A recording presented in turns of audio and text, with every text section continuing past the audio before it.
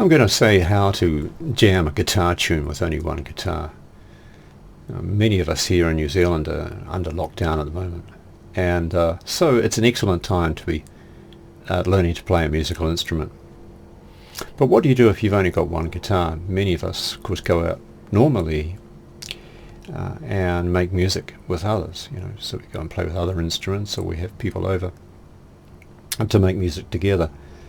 So how do you do it with one guitar? There's various ways of doing it. Remember that when we've got two guitars, of course, we may have one guitar playing chords, another guitar playing melody,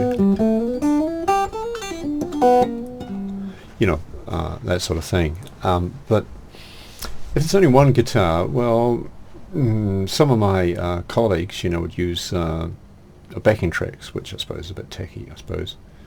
Others will use loops. I suppose it's a bit loopy, isn't it?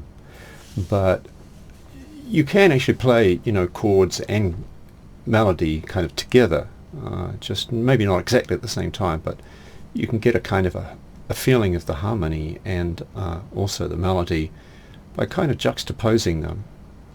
And so I had a few ideas on how to do that using this tune, Nuage, from Django Reinhardt, famous guitar player, born 1910, died 1953.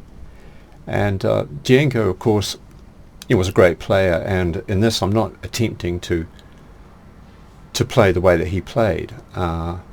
In his tune he plays the melody. I think there's various versions of this, and he plays the melody with several other guitar players. There's another version with a horn player, and there's another version with an orchestra. But for this one here, I thought we could just use this tune of his as a kind of a springboard to just to sort of look at some ways that we can combine chords and melody together. Okay, so now the chart I'm using comes from the real book. The actual one I've got here is the real book 6th edition. And I can make this chart available for you as well. There's a screenshot of it there.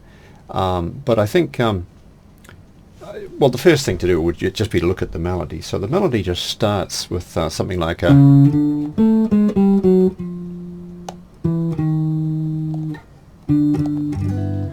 that sort of thing, right? So there's our opening melody, and the chord progression for that is B flat minor, E flat 7th, A minor altered, and going to G major.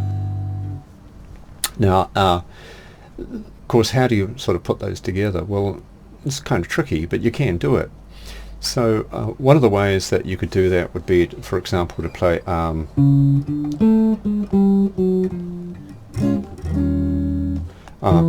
and then just play the chords quickly. Just do some variation on the G chord. Now, that actually sounds quite good, doesn't it? Then the second line would be pretty much the same thing.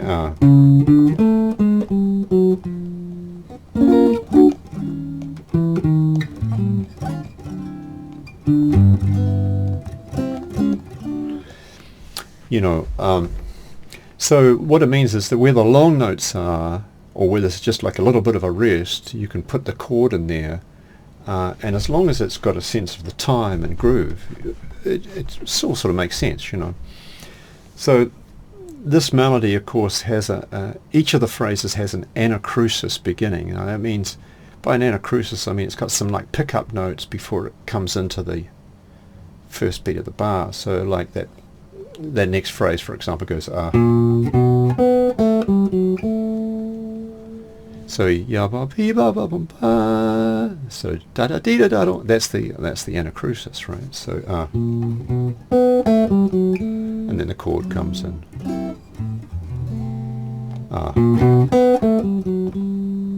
And then you've got the E minor 9th. So that sounds quite good, and so this tune lends itself really well to chords and melody because it's got these long notes in it where you can sort of fill the chords quite well. The next phrase,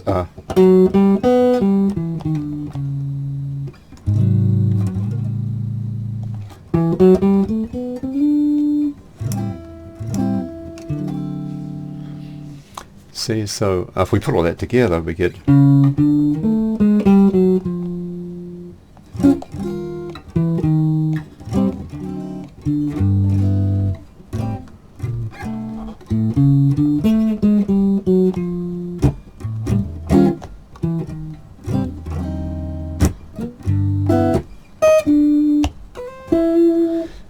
and just sort of fill it in there. I think he does something like that on them recordings.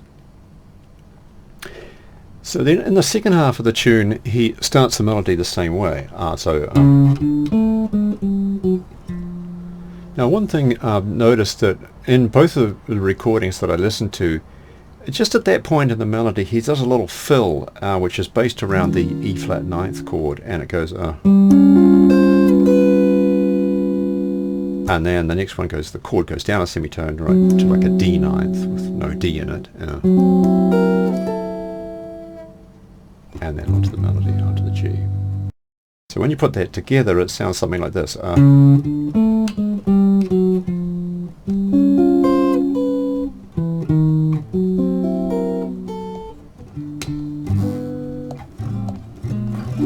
Or if you like, there's a kind of counter melody going there, which is like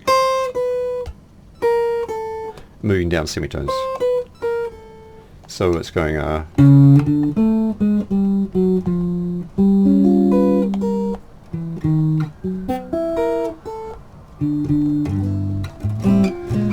quite cool, isn't it? Alright, so then that occurs quite a bit through the tune, and he does some variations on that.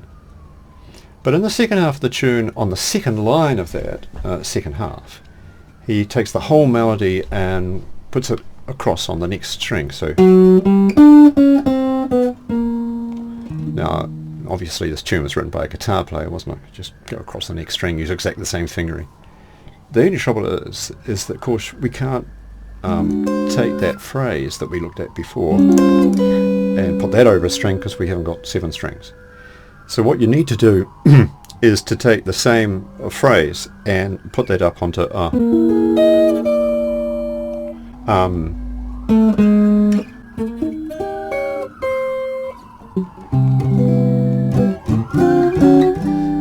there's a siren going somewhere. Somebody in trouble, or might be a fire or something. I don't know. Anyway, getting back to nuage. Nuage, by the way, is just a French word, means clouds. Not really sure what the connection is with clouds in this tune, but I'm sure there is one. But anyway, that melody, you see, what happens with that is that basically it's the same idea, but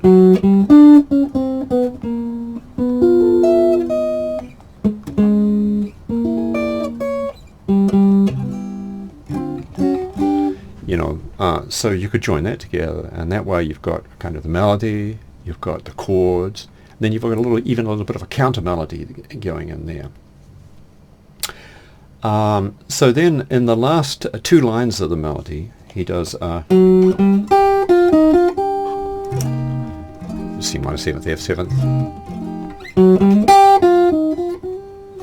and G with a sort of embellishment on G. And the final line, just very much like the first line.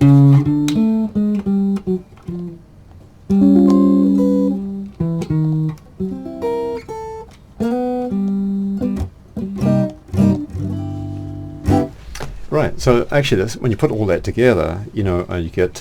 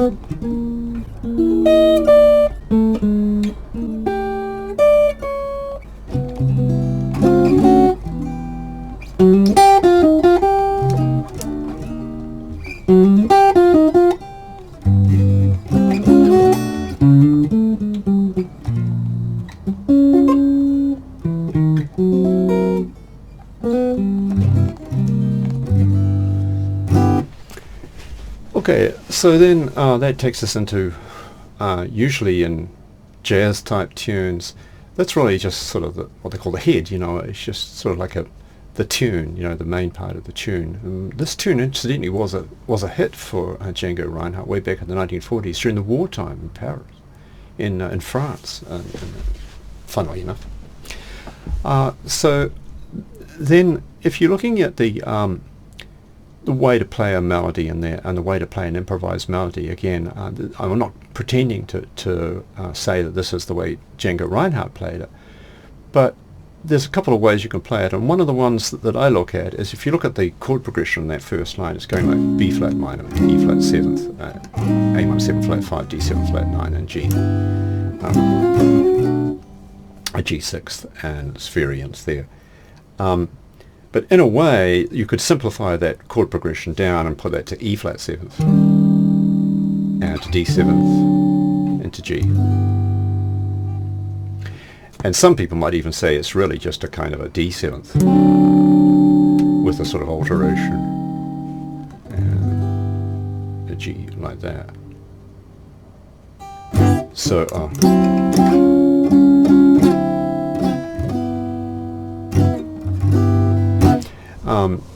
now, probably if you've ever studied jazz, you know that in the 1970s, 1980s, there was an American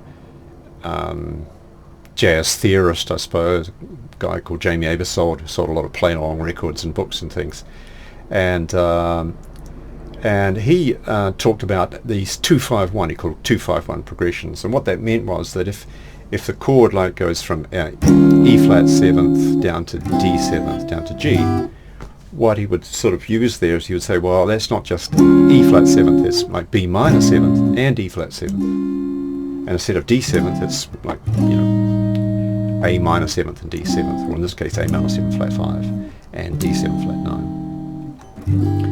9. Now, I'm not sure actually whether that was how Django Reinhardt thought of it. The classical guys, if you look in classical music, European classical music, they didn't use 2-5-1s. They talked about the dominant chords, secondary dominance and various other things there. But the 2-5-1, may or may not be important there. The point is it's kind of a nice way of saying, well, here's a dominant chord and we've sort of got some variations on that. Now, it so happens that on the guitar, those two chords, B flat minor 7th and E flat 7th, actually are very similar, very close together. And in fact, if you do a B flat minor 6th and an E flat 9th, which of course a lot of the French gypsy jazz stylists did, those chords are almost identical. The only thing that really changes there is the bass note. So it's like an E flat with a B flat on the bass, and then an E flat 9th with an E flat on the bass. They sound almost the same, don't they? So that means that B flat minor 7th and E flat 7th are really kind of like the same chord. Now, if we just thought that, okay, that's an E flat 9th or an E flat 7th chord, and then we just to play a short phrase, maybe just make a nice simple phrase that's based around the dominant chord. Like I could start that on F, A flat, and B flat. So that'd be like, okay. So it's just a little motif which you could use to sort of build a solo. Now that means that if the chord progression is going B flat, E flat 7th, you go, and when the chord changes to A and D, you go, same thing, just a semitone lower. Then it resolves onto G major, and you could just do something around G major. Something cliched around G major. So your melody for the first line would sound something like this.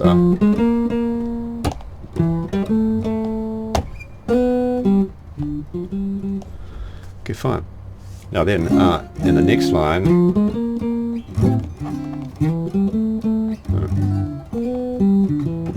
pretty much the same thing, isn't it? Now then, the next line, when it modulates through to kind of an E minor, you got resolves onto E minor,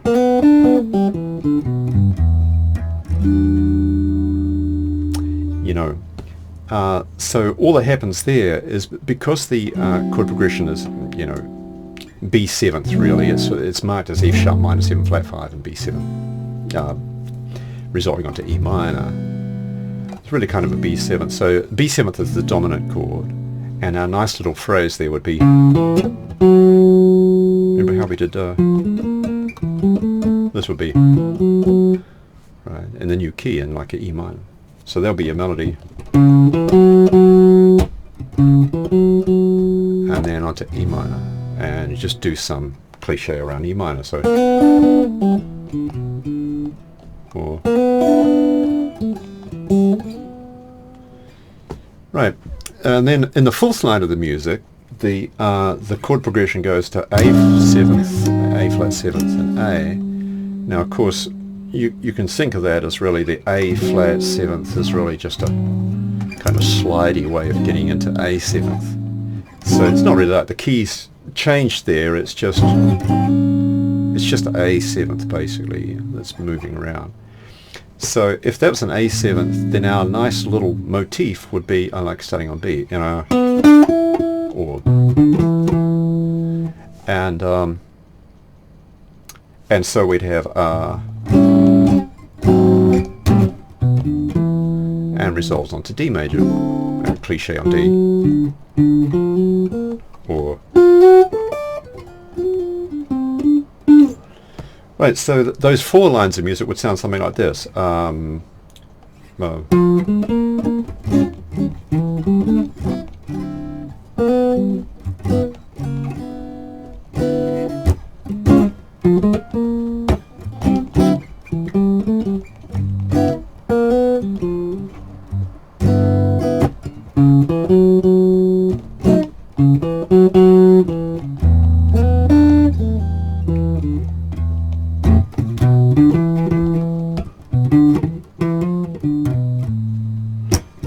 Resolves onto D major. Okay, get the idea?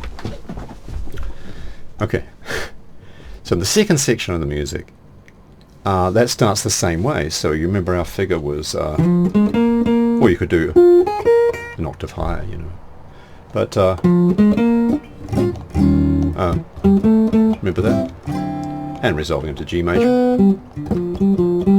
Now you remember that the melody here then goes up a fourth, you know, goes on to the next string. So instead of we go to and resolves into C major.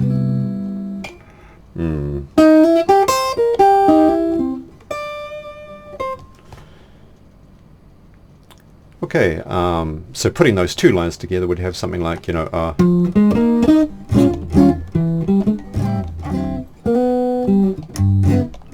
then across a string,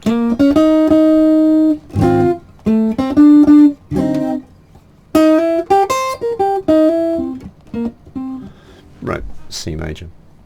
And then that takes us into the last two lines of the melody. Now if we did the same thing, the two lines in the melody at the end go C minor 7th and F7th. So the dominant chord is F7th, and our motif would be, or, right, so we'd have and then resolve into some sort of C major thing. And then that takes us back into the final line. Oh, I should have said, no, that it doesn't resolve onto C major. It resolves onto G major, doesn't it? So you're doing C minor, and resolves onto G major. And that takes you into the final tune, final part of the tune.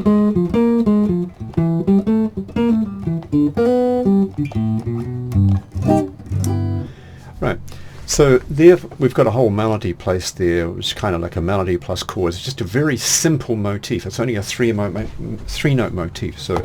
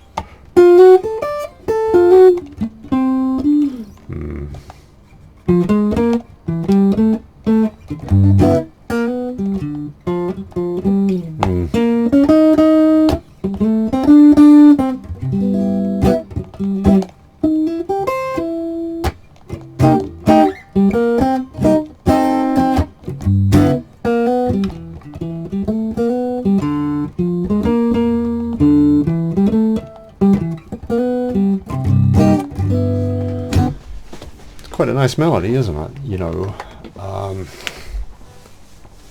So think about that. Think about how you could develop that idea. I mean, just going back to the principle, and I think this is sort of basic stuff. Is that I'm not a fan of theory of music just for the sake of the theory of music. But when you look at the way the music's structured, you see that that's the way that the music,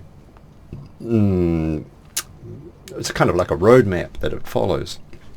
And so when you create your melody, you're just following the roadmap, as it were. A little bit of theory helps. So now remember that our melody there was just a simple 3-note motif. Well, what if we were to develop that motif and use a different motif and still go through the same chord progressions, the same places, but using a more developed motif? So say we said something like, then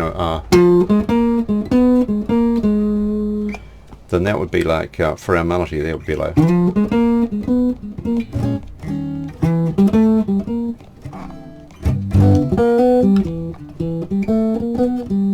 We repeat again.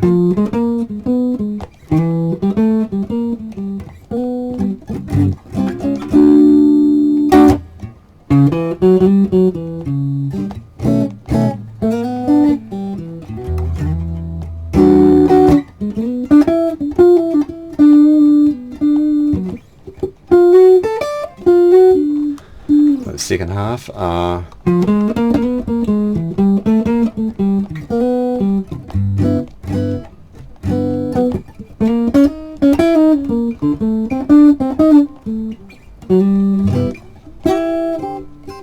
Then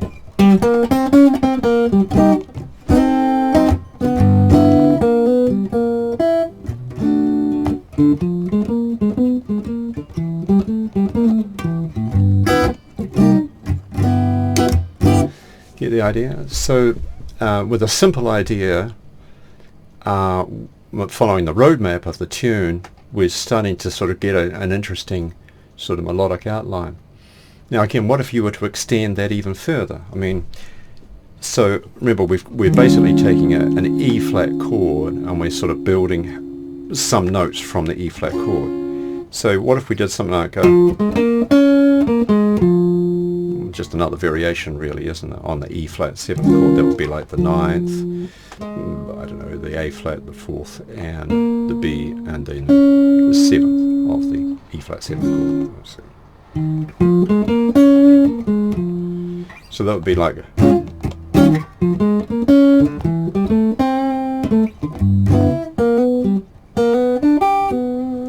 right, and repeat again on the B flat.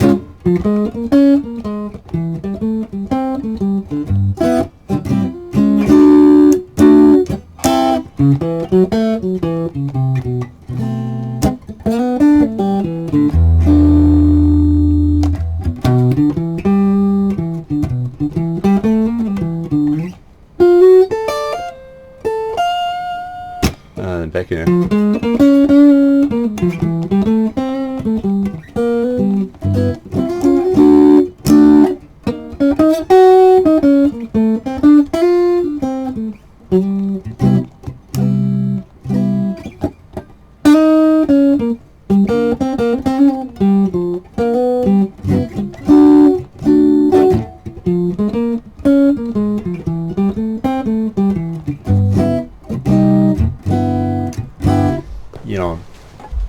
Now, there's various ways that you can look at that. How would you develop that further?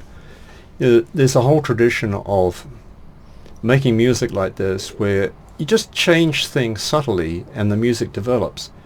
So you're not trying to just learn one way of playing this tune, but every time you play it, you could change it slightly differently. So if we took, for example, the opening phrase going, remember that was our 3-note motif? We could turn that phrase backwards, so it'd be like instead of F, A flat, B flat, you do B flat, A flat, F. So it's called an inversion, right? So we could have for B flat, and then,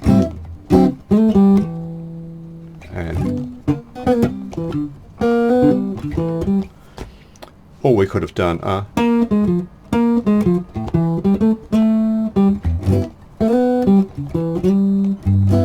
You know, inverted it. And we could go through the same sort of thing, you know.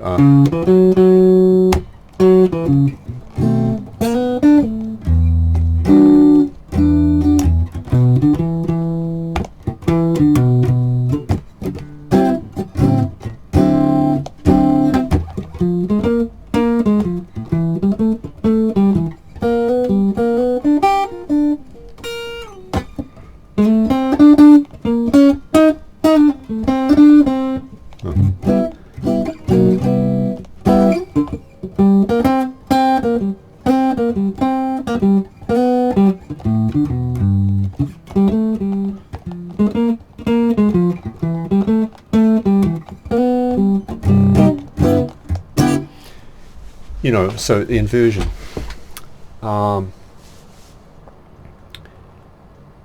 Now, if you did maybe a more complicated inversion, so, you know, what's that phrase there?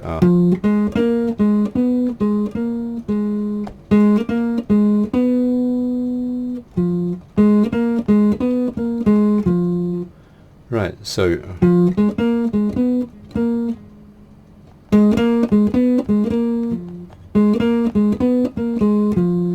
right, so you take that phrase, play it backwards.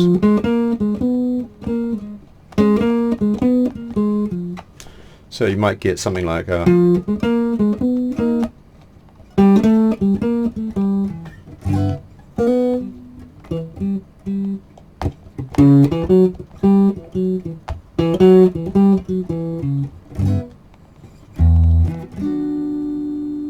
know, and then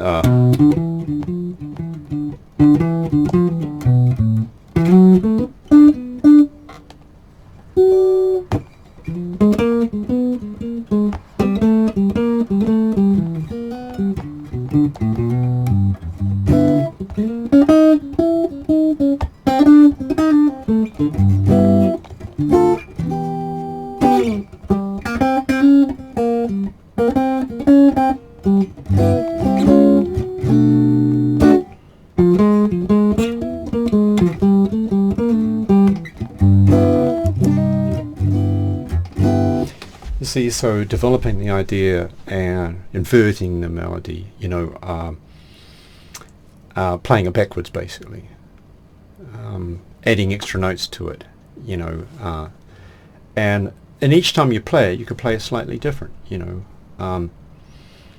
So I think what we've done there is we've taken a basic tune there, and it's actually quite pleasant to play, you know.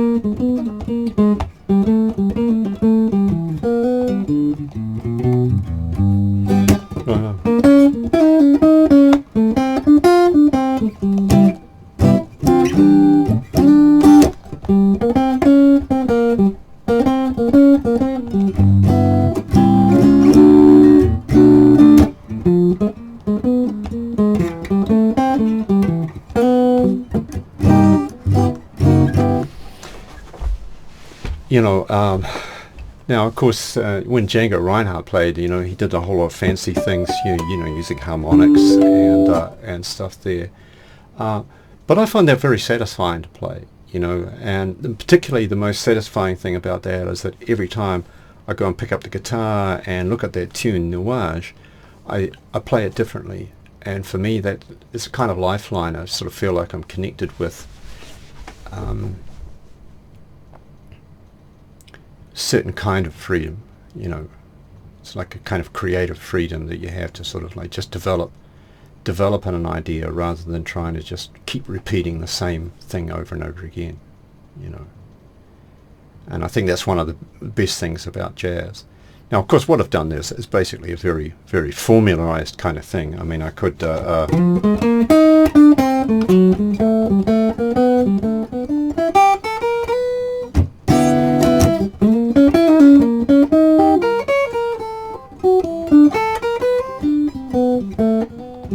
you know, you could have taken that somewhere else, you know, but maybe in a modal style you would do it slightly different, or do it a lot different.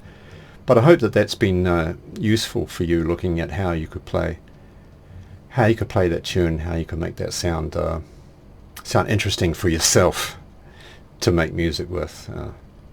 You know, so have fun. Thanks for watching.